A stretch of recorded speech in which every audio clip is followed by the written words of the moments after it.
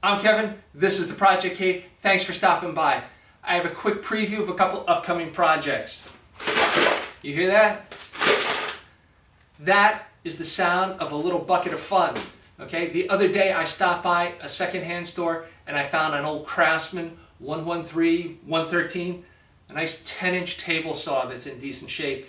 It even had the blade guard with anti-kicks attached. This thing was in a pile in pieces on the floor, but it looked like all the pieces were there. The saw itself, 2 punched wings, the motor, an on-off switched receptacle that can be used with any power tool, a rolling base, and a rip fence. Whoever had it probably had to take it apart for transport because this thing is heavy. Did I say heavy? It is a belt-driven, cast iron beast. And it came with a bunch of accessories, so my regular table saw is going to get some upgrades. Items like that blade guard and a couple of miter gauges, both of which are better than the one I currently have, and the piece de résistance, a vintage Tenoning Jig.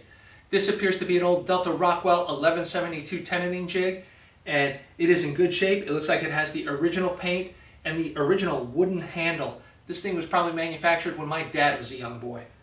My saw is going to get a few upgrades. The found saw is going to be reassembled, get some restoration done, and be sold off. And probably for more than what I paid for it. How much did I pay for this, you're wondering? You're not going to believe me, but I paid $50 for all of it. Okay? So around me, these Craftsman 113 saws in rusty, terrible condition sell for more than $50. When you throw in that Tenoning Jig, it was definitely worth the price of admission.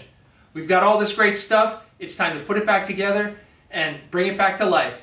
That's exactly what we're going to do next time we're together here in the Project Cave.